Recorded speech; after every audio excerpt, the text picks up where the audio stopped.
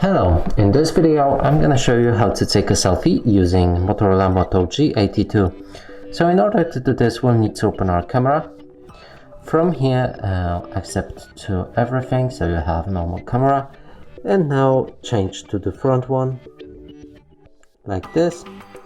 And to take a selfie, you need to point the camera at your face to capture it entirely. After that, click on the shutter. You can do multiple poses, and after that let's check these pictures, like here. And that's how you take a selfie. And that's it for this video. Hope you like it. Please consider subscribing to our channel, leave a like and a comment below.